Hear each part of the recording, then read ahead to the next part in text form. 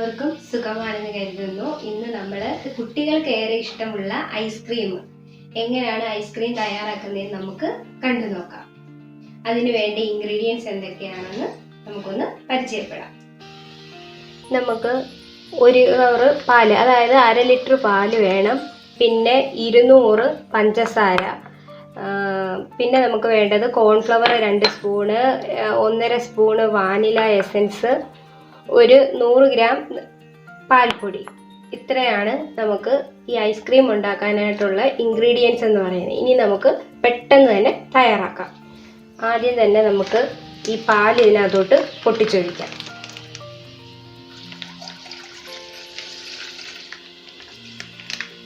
നമ്മൾ 1/2 ലിറ്റർ പാലാണ് എടുത്തിട്ടുള്ളത്.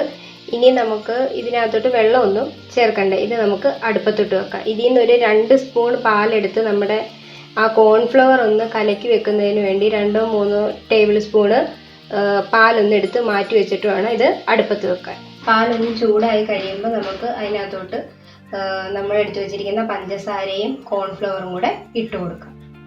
നമുക്കപ്പോൾ തീ കത്തിക്കാം.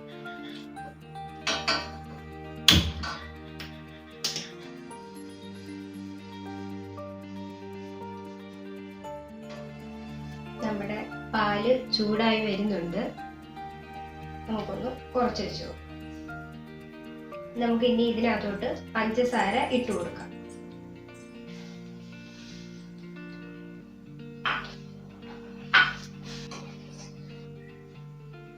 പഞ്ചസാര നമുക്ക് വേണമെങ്കിൽ പൊടിച്ചു ഇട്ട് കൊടുക്കാം, പൊടിക്കാതെ ഇട്ട് കൊടുക്കാം.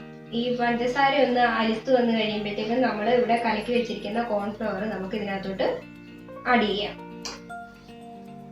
നമ്മൾ ഇട്ട് കൊടുത്തേക്കുന്ന പഞ്ചസാര എല്ലാം അലുത്ത് വരികയും ചെയ്ത് പാല് നല്ലതായിട്ട് തിളയ്ക്കുകയും ചെയ്തു. ഇനി നമുക്ക് ഫ്ലെയിം ഒന്ന് കുറച്ച് വെച്ചിട്ട്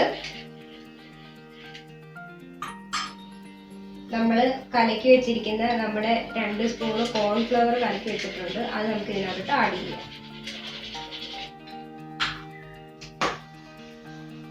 നമ്മൾ കോൺഫ്ലവർ ഇട്ട് കൊടുത്തപ്പോഴത്തേക്കും ഇതൊന്ന് കുറുകി വരുന്നുണ്ട്.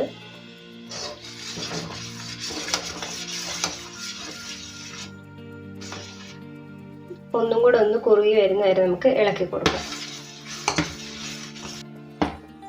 നമ്മുടെ ഇതാണ്ട് ഐസ്ക്രീമിൻ്റെ ഒരു പരുവം എന്ന് പറയുന്നത് ഈ ഒരു പരുവം ആകുന്നവരെ നമ്മൾ പാല് കുറുക്കിയെടുക്കണം. വെള്ളം പോലെ അല്ലല്ലോ ഇപ്പോൾ വരുന്നത്, ഒന്ന് കുറുകിയിരിക്കുമല്ലേ. ഈ ഒരു പരുവാകുമ്പോൾ നമ്മൾ നമ്മുടെ തീ അങ്ങ് ഓഫ് ചെയ്യുക. ഇനി ഇത് തണുക്കാനായിട്ട് നമുക്ക് വെക്കാം. നമ്മുടെ ബാറ്റർ ഇവിടെ തണുത്ത് വന്നിട്ടുണ്ട്. ഇനി നമുക്കിത് മിക്സിയുടെ ജാറിലോട്ട് ഒഴിച്ചു കൊടുക്കാം.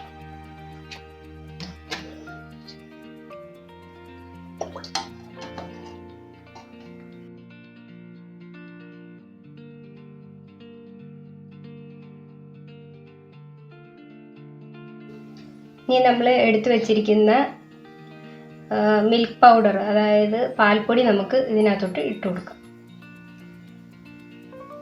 1.5 സ്പൂണ് വാനില എസൻസ്, അതും കൂടെ ഒഴിച്ചു കൊടുക്കാം. ഇനി നമുക്ക് ഇതൊന്ന് അടിച്ചെടുക്കാം. ഈ ബാറ്റർ നല്ലപോലെ പതഞ്ഞു വരുന്ന രീതിയിൽ നമുക്കിത് അടിച്ചെടുക്കണം. നമ്മൾ നല്ലതുപോലെ പതപ്പിച്ച് അടിച്ചെടുത്തിട്ടുണ്ട് മിക്സിയിൽ. ഇനി ഞാൻ 2 പാത്രം എടുത്തിട്ടുണ്ട്. ഐസ്ക്രീമിൻ്റെ തന്നെ പാത്രമാണ്. അതിനകത്തോട്ട് നമുക്കിത് ഒഴിച്ചു കൊടുക്കാം.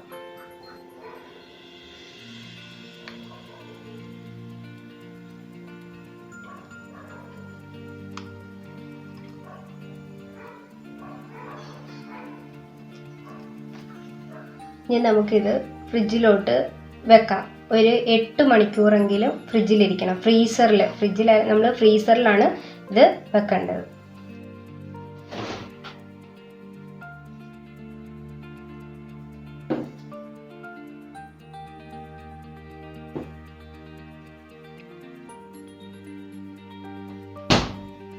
നമ്മൾ ഐസ്ക്രീമിൻ്റെ ബാറ്റർ ഫ്രീസറിലോട്ട് വെച്ചിട്ടുണ്ട്. ഇനി ഒരു 8 മണിക്കൂർ ഇരിക്കട്ടെ. 8 മണിക്കൂർ കഴിഞ്ഞ് നമുക്ക് എടുത്തു നോക്കാം. നമ്മൾ ഫ്രിഡ്ജിൽ വെച്ച ഐസ്ക്രീം നമ്മൾ എടുത്തിട്ടുണ്ട്. ഇനി അത് സെറ്റായിട്ടുണ്ട്. നമുക്കിനി അത് ഓപ്പൺ ചെയ്യാം.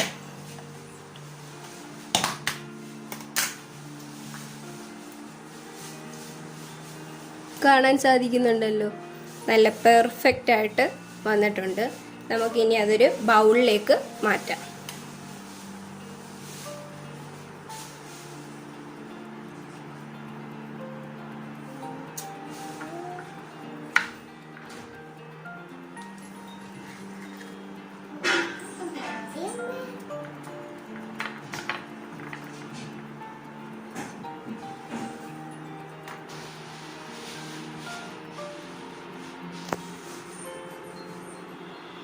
നമുക്ക് നല്ല പെർഫെക്റ്റ് ആയിട്ട് കിട്ടിയിട്ടുണ്ട് ഐസ്ക്രീം. നമ്മൾ തയ്യാറാക്കി വെച്ച ഐസ്ക്രീം ടേസ്റ്റ് ചെയ്യാനായിട്ട് ലച്ചുമോക്ക് കൊടുത്തിട്ടുണ്ട്. ലച്ചുമോൾ ഇനി ടേസ്റ്റ് ചെയ്തിട്ട് പറയും എങ്ങനെ ഉണ്ടെന്ന്.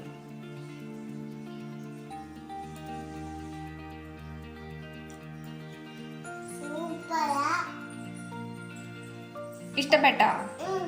കടയിൽ നിന്ന് മേടിക്കുന്ന ഐസ്ക്രീം പോലെ ഉണ്ടോ?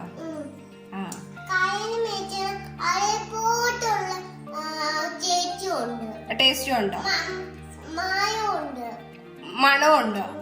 ആഹാ, കണ്ടോ? അപ്പൊ നമ്മുടെ ലച്ചുമോള് പറഞ്ഞു കടയിൽ നിന്ന് മേടിക്കുന്ന അതേ ടേസ്റ്റും ഉണ്ട്, മണവും ഒക്കെ ഉണ്ടെന്ന്.